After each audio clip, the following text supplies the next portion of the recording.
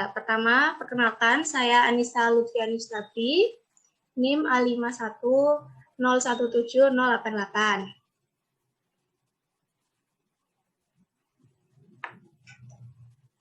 Ya, presentasi hari ini tentang tarian suku Tengger. Ya, langsung saja. Yang pertama yaitu tari sodoran. Tari sodoran adalah jenis tarian sakral yang hanya ditampilkan pada saat Hari Raya Karo atau Pujan, tepat pada bulan Karo menurut perhitungan Saka, yaitu 1 tahun sekali.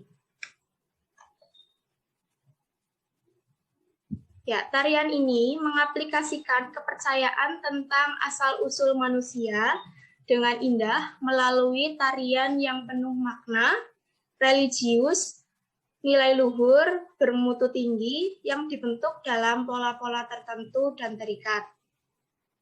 Menurut kepercayaan masyarakat Tengger, manusia itu berasal dari Sang Hyang Widiwasa dan mereka akan kembali kepadanya. Jadi manusia itu berasal dari tanah dan akhirnya nanti akan kembali ke tanah juga. Kemudian gerakan dalam tarian ini, ketika para penari mengangkat jari telunjuk, gerakan ini mengandung simbol terjadinya manusia pertama yang berasal dari Purusa dan Pradana. Apa itu Purusa dan Pradana? Itu adalah semacam kebahasaan masyarakat Tengger yang artinya cikal bakal dari alam semesta yang sifatnya kekal. Kemudian yang kedua adalah tari Probomutrim. Tari Probomutrim ini dilakukan sebagai bentuk rasa syukur kepada Sang Hyang Widi.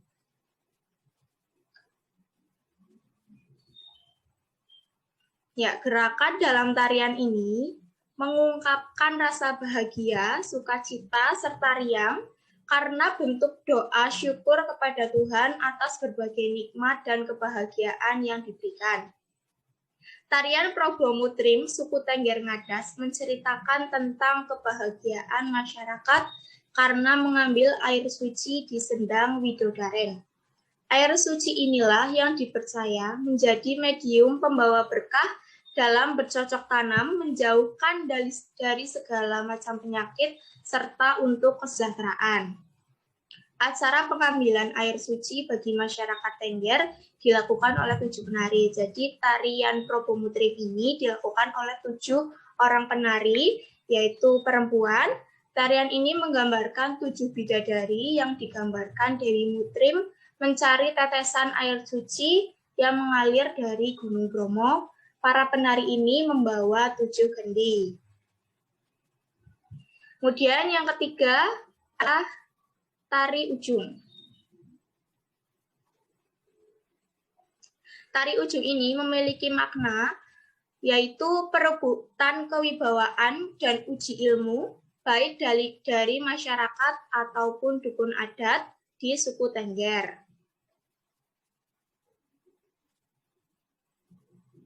Tarian ini adalah kombinasi antara tarian tradisional dan olahraga yang dimainkan oleh 2 orang pria yang bergantian memukul lawan dengan menggunakan rotan. Bisa dilihat di foto tersebut. Jadi 2 orang tersebut itu menggunakan rotan untuk memukul salah satunya ya. Kemudian tarian ini diadakan ketika ada acara pernikahan dan sebagai bentuk acara ritual umat Hindu, yaitu dilaksanakan pada penutupan Hari Raya Karo. Saat 2 penari saling memecuti, akan terdengar alunan musik tradisional Tengger sebagai pengiring musik. Namun atraksi ini diadakan setahun sekali dan diikuti oleh masyarakat Tengger di wilayah Pasuruan. Atraksi ini terlihat menakutkan saat rotan dipukulkan ke punggung para penari. Nah, beberapa pemuda yang bersedia dan berani tampil berkumpul di depan rumah kepala desa atau balai desa. Kemudian 2 orang pemuda akan saling berhadapan dengan hanya memakai celana panjang yang diikat dengan sarung khas suku Tengger dan memakai kopiah tanpa memakai baju atau kaos.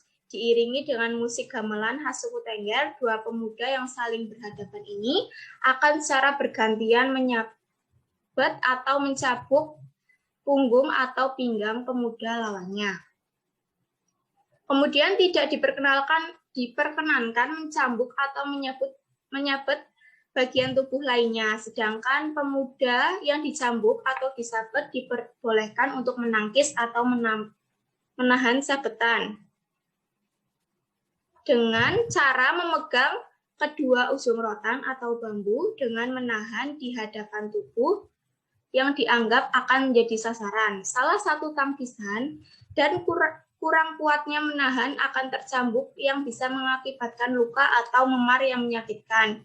Demikian saling menyabet atau mencambuk secara bergantian sebanyak 5 kali. Bagi yang kalah, tidak boleh ada dendam setelah permainan. Demikian juga bagi yang menang, tidak diperkenankan menyombongkan diri. Jika aturan ini dilanggar, akan menjadi bahan cemoohan bagi para penonton dan warga masyarakat, serta teguran dari para sesepuh desa. Oke, terima kasih. Silakan jika ada pertanyaan. Bisa ditanyakan. Izin bertanya nih. Ya, saya Ade Nur Hidayati, NIM 095. Tadi kan tarian yang dilakukan pada Hari Raya Karo. Bisa dijelaskan nggak Hari Raya Karo itu hari apa? Oke. Terima kasih. Sama-sama. Oke, yang lain? Bila ada yang bertanya, silakan. Ya, saya akan menjawab terkait pertanyaan dari saudara adik. Apa itu Hari Raya Karo? Jadi Hari Raya Karo adalah hari raya terbesar masyarakat suku Tengger.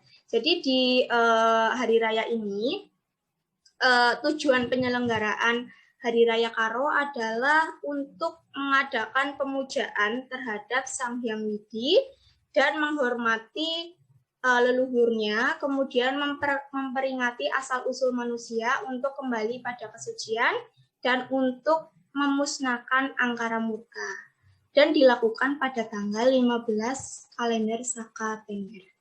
Bagaimana saudari adik? Ada tanggapan? Tidak, sudah paham. Terima kasih. Oke, sama-sama. Oke. Saya ingin bertanya. Oke, silakan saudari Hesti. Ya, saya Hesti Wiluji. NIM 171. Ya.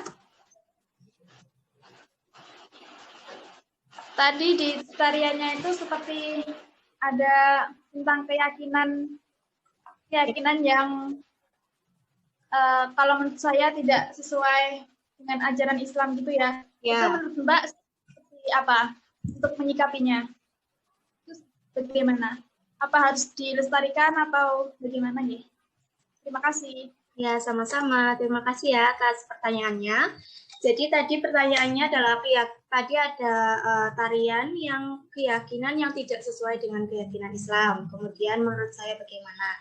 Jadi di suku Tengger tarian ini itu dilakukan oleh agama Hindu. Jadi mereka ini lebih banyak agama Hindu di sana. Jadi memang keyakinan terhadap Sang Hyang Widi itu pasti ada ya. Kemudian bagaimana saya menyikapinya, yaitu jadi harus menghormati sesama manusia, kemudian sesama umat beragama juga. Kita hanya menghormati saja tanpa adanya mencampuri urusan mereka atau mengikuti tarian-tarian tersebut, hanya untuk menghormati saja.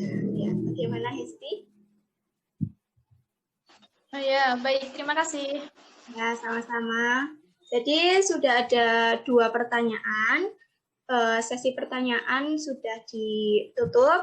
Dan saya terima kasih kepada teman-teman sekalian. Mohon maaf apabila ada salah kata.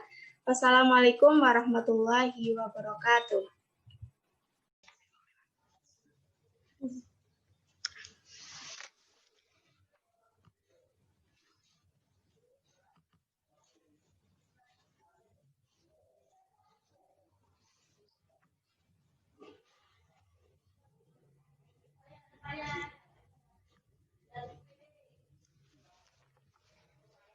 Bismillahirrahmanirrahim.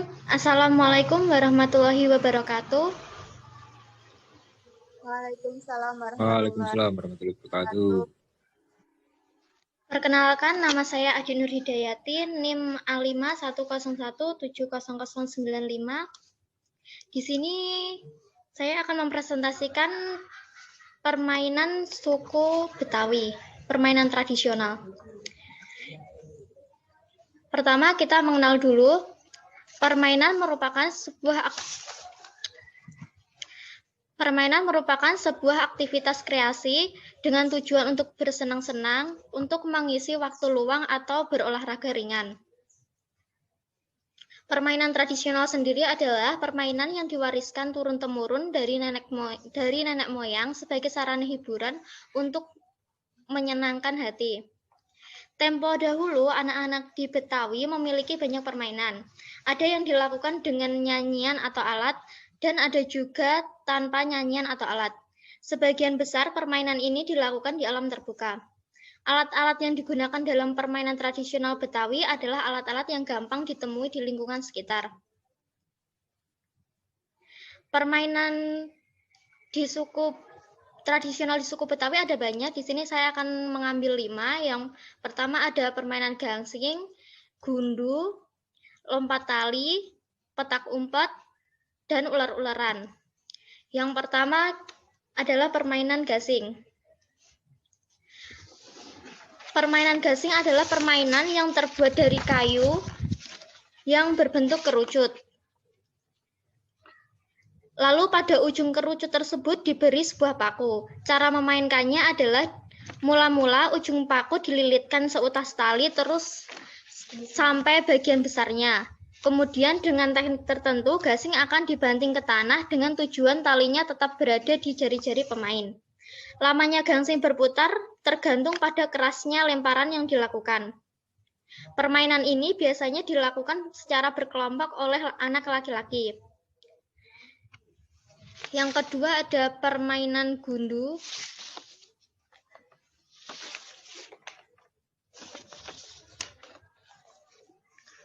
Permainan gundu itu kita biasa mengenal dengan kelereng. Permainan ini ada banyak jenisnya. Ada main tembok. Permainan dilakukan 2 orang atau lebih, tapi maksimal 5 orang. Cara bermain adalah pada tanah dibuat lingkaran dari kapur atau arang atau apa saja dengan diameter kira-kira 7 cm. Setiap pemain meletakkan satu kelereng sebagai pasangan atau taruhan ke dalam lingkaran itu. Kemudian para pemain berdiri berjajar di belakang sebuah garis. Kemudian pemain melakukan undian dengan cara melemparkan gundu gacuannya sehingga sedekat mungkin dengan gundu taruhan dalam lingkaran. Siapa yang gundu atau gacuannya paling dekat dialah yang berhak untuk lebih dulu bermain. Namun kalau ada yang mengenai gandu taruhan itu, dialah yang berhak bermain lebih dahulu. Yang ketiga adalah permainan lompat tali. Permainan ini menggunakan media sebuah tali kecil, yaitu sekitar 5 meter panjangnya. Kedua ujungnya masing-masing dipegang oleh seseorang, lalu diputar sehingga naik turun ke atas dan ke bawah. Kemudian 2 anak lain melompat mengikuti gerak tali itu dengan hitungan dan gaya tertentu. Jika ia terjatuh, maka rekannya yang lain mendapat giliran untuk melompat. Permainan ini biasanya dilakukan oleh anak perempuan. Yang keempat adalah permainan petak umpet. Permainan petak umpet sangat populer di lingkungan anak-anak Betawi. bahkan sampai sekarang. Dahulu permainan ini biasa dimainkan di tanah lapang luas di malam terang bulan. Permainan ini biasa dimainkan oleh anak laki-laki ataupun perempuan, serta dimainkan 5 atau 6 orang anak atau lebih. Cara permainan ini adalah melakukan undian. Setelah melakukan undian, seorang anak akan menutup matanya, sementara kawan-kawan yang lain bersembunyi. Bisa di balik pohon, di bawah terpal, di belakang gundukan.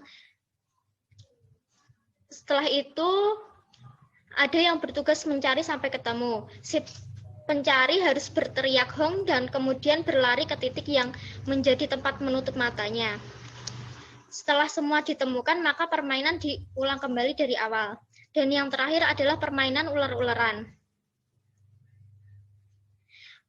Cara permainan ini adalah 2 orang anak berdiri berhadapan dengan kedua tangannya diangkat sambil berpegangan pada jari. Lalu anak-anak lain berbaris ke belakang dengan masing-masing tangan memegang pundak teman yang ada di depan. Rombongan kemudian berjalan meliuk-liuk dengan cepat sambil menyanyikan lagu ular naga.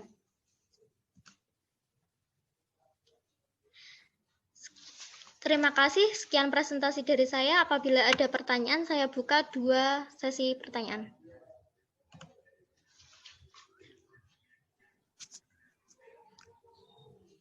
Saya mau bertanya kepada adik.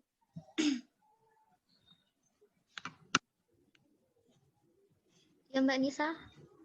Ya, NIM 088. Tadi saya baca bahwa sebagian besar permainan tradisional itu dilakukan atau dilaksanakan di alam sekitar. Bisa dijelaskan mengapa permainan tradisional itu dilakukan di alam sekitar? Terima kasih. Sama-sama.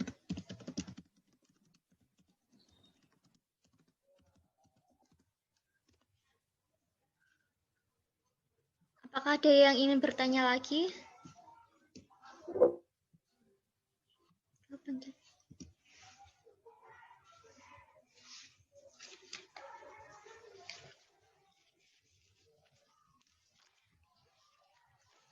Baik, saya akan menjawab pertanyaan dari Mbak Anissa dulu.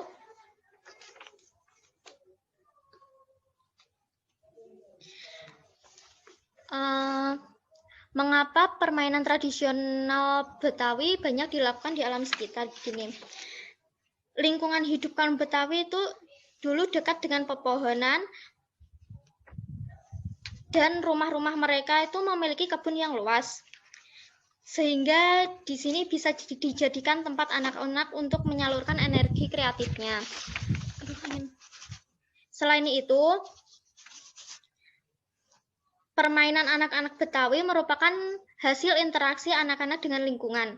Hal ini agar mengingatkan anak-anak untuk dekat dengan lingkungannya sehingga memanfaatkan lingkungan sebagai keseharian. Apakah bisa dimengerti, Mbak Nisa? Ataukah ada tanggapan? Bisa dimengerti. Terima kasih. Adakah yang ingin bertanya lagi?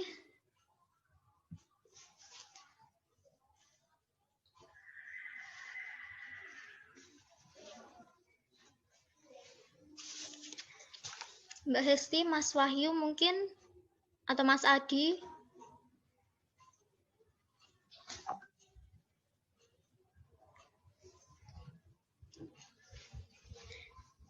Kalau tidak ada yang bertanya, saya akan mengakhiri presentasi saya hari ini.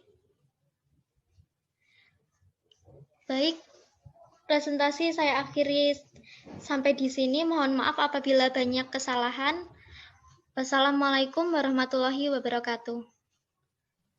Waalaikumsalam warahmatullahi wabarakatuh. Assalamualaikum warahmatullahi wabarakatuh.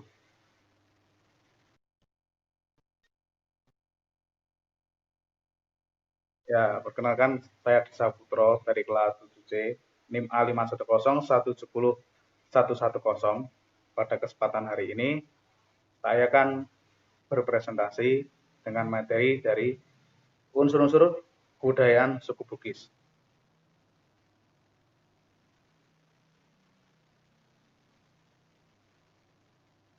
Yang pertama adalah ada agama dan sistem kepercayaan. Awalnya, masyarakat Bugis semua beragama Islam. Hingga akhirnya muncullah kepercayaan baru, yaitu kepercayaan Tolotang, kebudayaan yang didirikan oleh Lapandung, To yang berarti orang, dan Lotang yang berarti selatan. Sehingga Tolotang berarti orang selatan. Dewa ajaran ini tambah adalah Dewa Sawe, sedangkan kitab sucinya adalah Lagaligo. Kitab suci ini disimpan dan dihafalkan oleh pemimpin mereka yang biasa disebut Ukwau dan kemudian akan diwariskan secara turun-temurun kepada penerusnya secara lisan. Dan ada sistem kekerabatan. Pertama, ada keluarga inti atau keluarga Batih. Keluarga ini merupakan yang terkecil dalam bahasa Bugis. Keluarga ini dikenal dengan istilah Sianang. Kemudian ada sepupu. Kekerabatan ini terjadi karena hubungan darah. Hubungan darah tersebut dilihat dari keturunan pihak ibu dan pihak bapak. Bagi orang Bugis, kekerabatan ini disebut dengan istilah Sampululu. Kekerabatan tersebut biasanya terdiri atas dua macam, yaitu sepupu dekat dan sesepupu jauh. Dan kemudian ada pertalian sesepuh atau persambungan keluarga. Kekerabatan ini muncul setelah adanya hubungan kawin antara rumpun keluarga yang satu dengan yang lain. Kemudian rumpun keluarga tersebut biasanya tidak memiliki pertalian keluarga sebelumnya. Keluarga kedua belah pihak saling menganggap keluarga sendiri. Orang Bugis mengistilahkan kekerabatan adalah tepang. Kemudian ada yang terakhir adalah si kampung. Sistem kekerabatan ini terbangun karena bermukim dalam satu kampung. Sekalipun dalam kelompok ini terdapat orang yang sama sekali tidak ada hubungan darah. Kemudian adalah mata pencaharian. Masyarakat Bugis tersebar di wilayah daratan rendah yang subur dan pesisir. Maka kebanyakan dari masyarakat Bugis hidup sebagai petani dan nelayan. Mata pencaharian lain yang diminati orang Bugis adalah pedagang. Mereka dikenal sebagai pedagang barang, kelontong, juga terkenal sebagai pelaut yang sering merantau, menyebar ke seluruh Indonesia. Juga terkenal sebagai pelaut. Kemudian di daerah rantau mereka membuat komunitas sendiri dan kuat untuk transportasi seperti kuda, sapi di darat, rakit atau sampan di sungai, lambok, bengkok, pirisi di laut. Kemudian ada bahasa.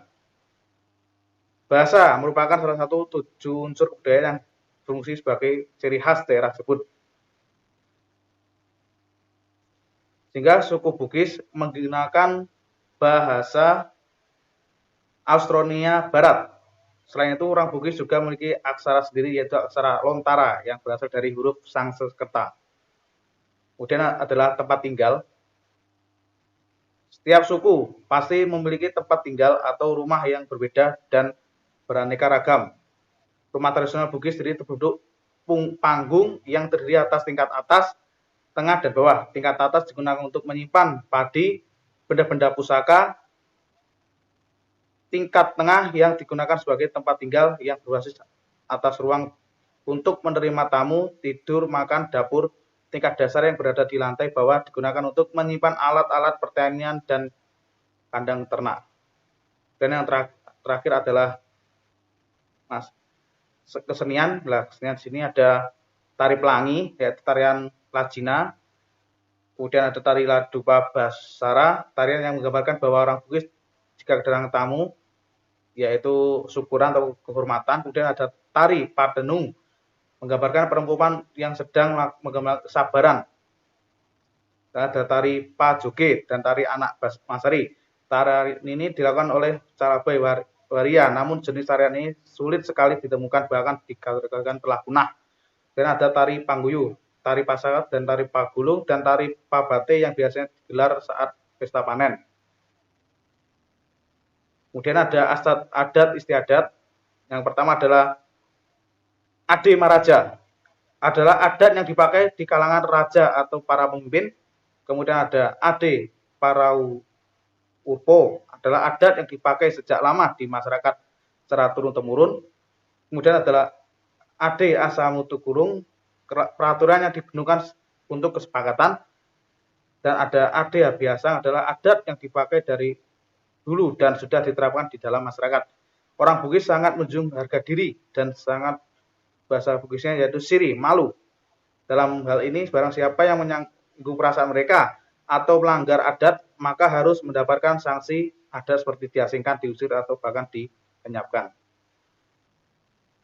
Nah, cukup sekian dan terima kasih. Mungkin ada pertanyaan dari teman-teman.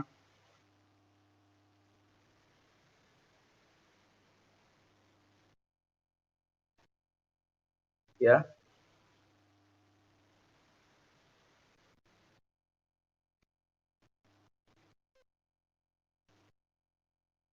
Pernikahan sepupu. Ya, sistem kekerabatan sepupu. Kekerabatan ini terjadi karena hubungan darah. Hubungan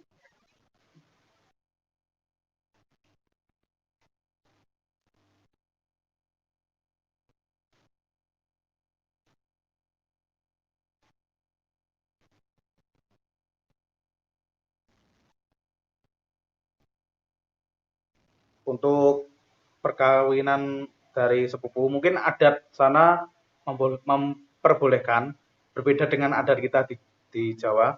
Dan di sini dijelaskan bahwa hubungan darah dilihat dari keturunan pihak ibu dan pihak bapak. Kemudian bagi orang Bugis, kekerabatan ini disebut dengan istilah sampulo. Kekerabatan tersebut biasanya terdiri atas dua macam, yaitu sepupu dekat dan sepupu jauh. Jadi ada dari bapak dan ibu, kemudian menurun lagi, itu ada sepupu dekat dan sepupu jauh. Mungkin dari adat di sana, dari referensi yang saya dapat itu memperbolehkan. Berbeda ya, kita maklumi untuk di Indonesia itu kan banyak suku dan banyak budaya. Mungkin budaya satu dan lainnya itu berbeda. Seperti itu, Mbak. Mungkin sudah dipahami, Mbak.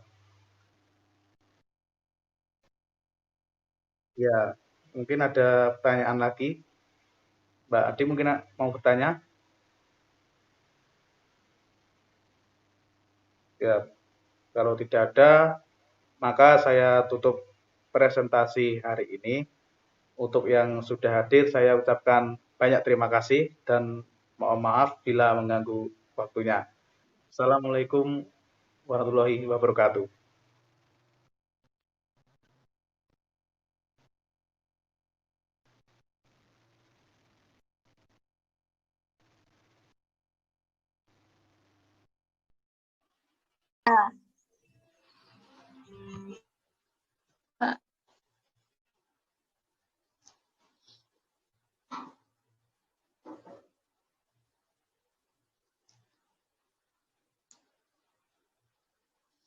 Aku mulai ya.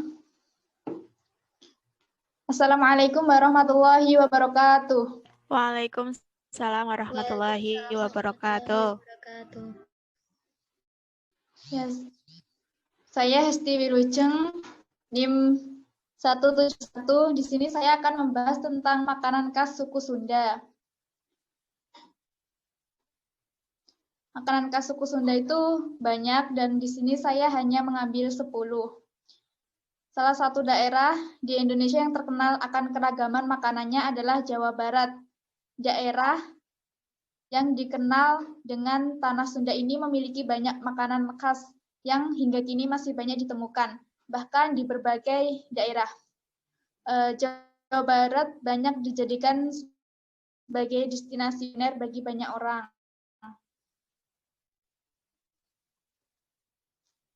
Kemudian yang pertama itu karedok.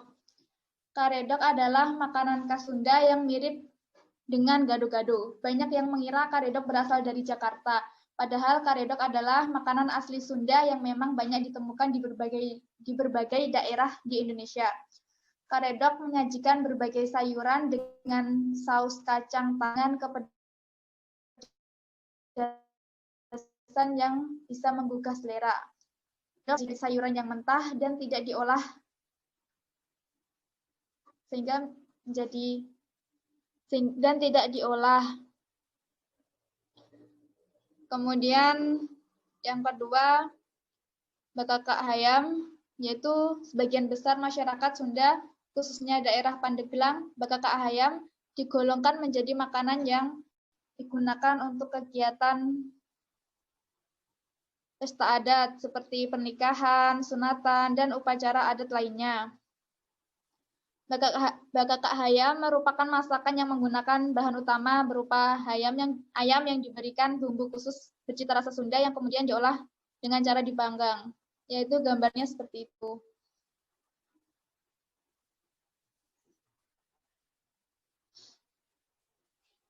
Kemudian yang tiga ada empal gepuk daging sapi. Empal atau gepuk daging sapi adalah makanan yang sangat terkenal di daerah Barat. Makanan ini bahkan menjadi salah satu menu makanan wajib yang banyak tersaji di restoran-restoran Sunda. Sesuai namanya, makanan ini dibuat dari sayatan tipis daging sapi yang dipukul-pukul alias dikepuk sampai gepeng dan dimasak bersama lumuran bumbu bercita rasa manis.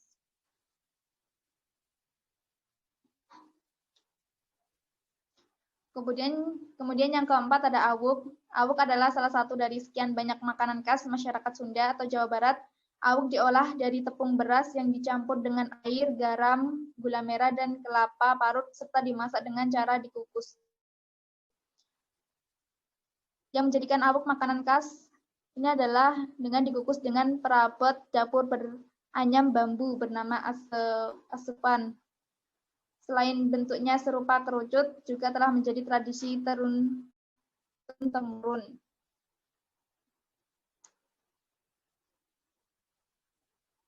Kemudian ada nasi tutuk oncom. Makanan nasi tutuk oncom merupakan kuliner tradisional Barat. Tutuk oncom merupakan kuliner asli khas dari Jawa Barat. Nasi tutuk oncom sendiri merupakan perpaduan nasi hangat yang dicampur dan diaduk dengan oncom. Bakar. Disajikan dengan sedikit bawang goreng, irisan telur dadar, sambal terasi, lalapan, serta ikan asin goreng. Kemudian ada surabi. Ini adalah semacam kue pancake yang sebagian besarnya menggunakan tepung beras dan santan.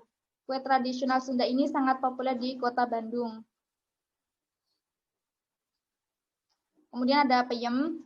Peyem seringkali disama-samakan dengan tapai singkong karena sama-sama hasil fermentasi. Sebenarnya perbedaan antara peyem dan tapai singkong tidak terlalu jauh. Hanya saja peyem bersifat lebih tahan lama karena kurang berair. Kemudian yang 8 ada tahu Sumedang. Tahu Sumedang ini mempunyai tekstur yang khas. Ketika dimakan, kulit tahu Sumedang yang renyah dan kering bercampur dengan tekstur dalamnya yang sangat lembut. Kemudian ada dodol Garut. Ini cemilan khas Sunda yang mempunyai banyak jenis, mulai dari dodol nanas, wijen, dan kacang. Yang membedakan dodol Garut adalah dan kelegitannya. Kemudian yang terakhir ini ada batagor. Batagor adalah makanan khas Bandung yang awalnya adalah pengaruh dari keturunan Tionghoa. Batagor terdiri yang berisi ikan tenggiri. Batagor sudah bukan merupakan makanan asing lagi, khususnya bagi orang-orang yang tinggal di kota-kota besar. Umumnya, batagor dijual dan disajikan dengan bumbu kacang, kecap, dan jeruk nipis. Ya, itu tadi teman-teman tentang makanan khas suku Sunda. Ya, ada yang ditanyakan?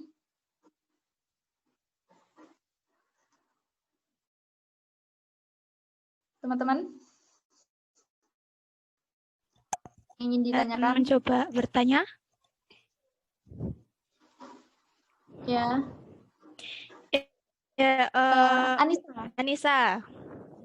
Ya. Silakan.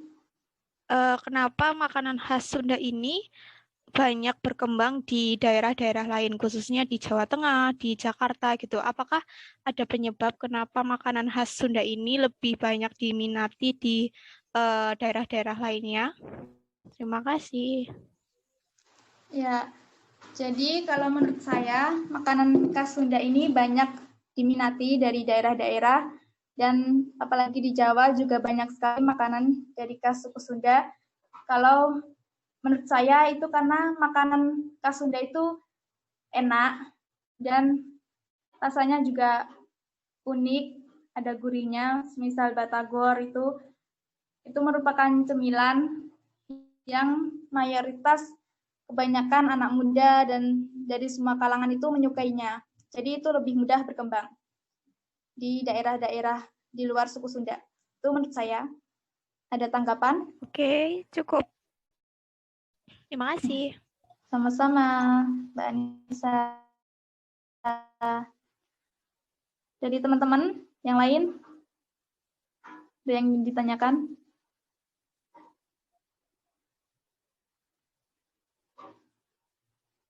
Adi, Mas Adi dan Mbak Adi, ada yang ditanyakan? Tidak. Hujan bisa guys. Gimana?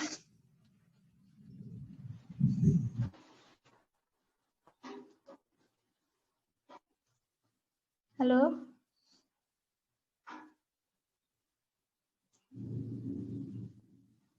Ada yang ditanyakan, teman-teman? Cukup kayaknya kalau tidak ada pertanyaan lagi. Ya cukup. Oh ya. Oke. Terima kasih teman-teman sudah menyempatkan waktunya buat mendengar presentasi saya. Ya. Sekian presentasi dari saya, kurang lebihnya saya mohon maaf. Assalamualaikum warahmatullahi wabarakatuh. Waalaikumsalam warahmatullahi wabarakatuh.